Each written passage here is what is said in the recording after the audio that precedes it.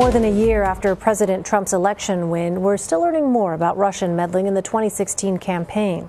In a new book called Collusion, Secret Meetings, Dirty Money, and How Russia Helped Donald Trump Win, Luke Harding explores what he says looks like a pattern of collusion between then-candidate Trump, his campaign, and the Kremlin. Harding is also a foreign correspondent for The Guardian. He was their Moscow bureau chief until he was expelled in 2011. He joins me now via Skype. Thank you, Elaine. Well, we all remember when Donald Trump announced his candidacy back in 2015, but the timeline of your book goes back decades. What can you tell us about that? Well, I think to understand the extraordinary events of last year in the U.S. presidential election, you have to go back to the Cold War, about 30 years to Donald Trump's first visit to Soviet Moscow in 1987.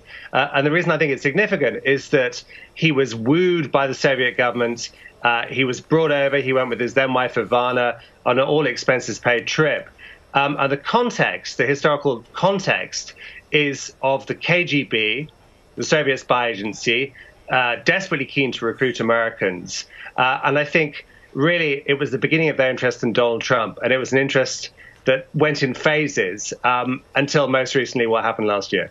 You say desperately interested in recruiting Americans. Can you give us a little bit more context? What was going on politically at the time? Why would the Russians have been interested in Donald Trump in particular in that time frame?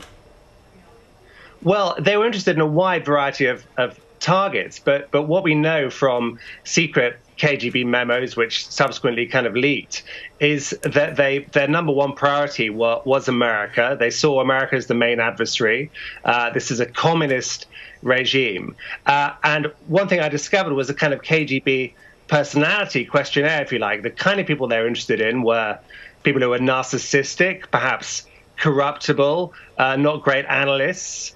And of course, Mr. Trump, I think, ticks many of those boxes. Now, I don't think we can say that Trump was recruited by the KGB or anything like that. But what we can say is that Moscow, both then and now, was very interested in him. Well, your book is based on your own reporting and information from the now infamous Trump dossier. You met with former British spy Christopher Steele before and after that dossier came out. Do you believe the information in it? Well, I mean, I think the Christopher Steele dossier, bear in mind he's a former British intelligence officer who spent 30 years working on Russia with contacts in Russia. I think we can say it's broadly correct. Now, I mean, I've talked to friends of Chris Steele's. He puts it at between 70 and 90% accurate.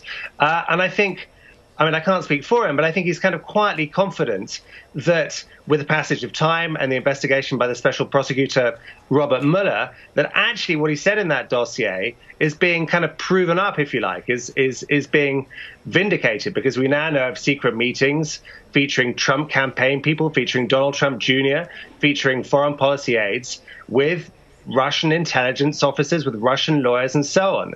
And I think the three indictments that we got from Mr. Mueller recently show the direction of travel.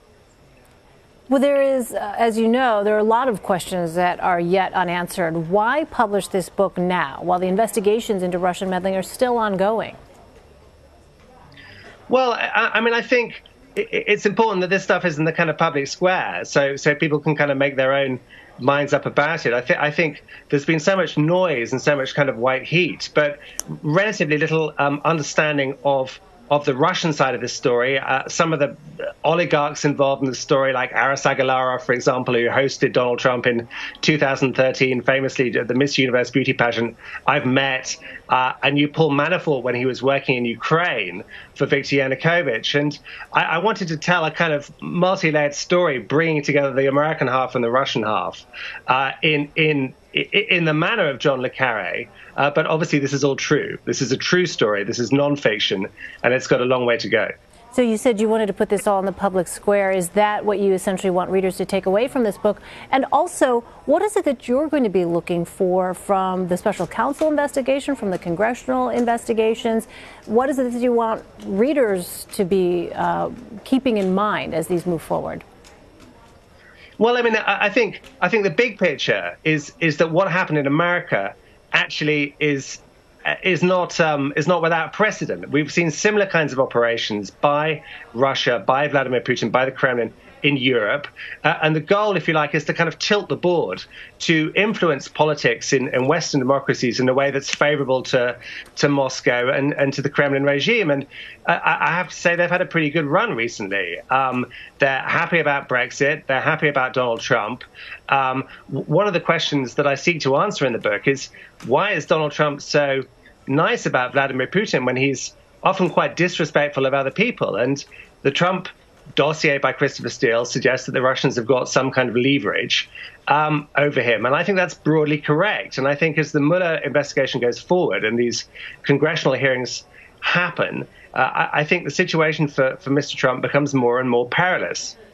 All right. As I said, a lot of unanswered questions still. Luke Harding, thanks very much for your time. Appreciate it.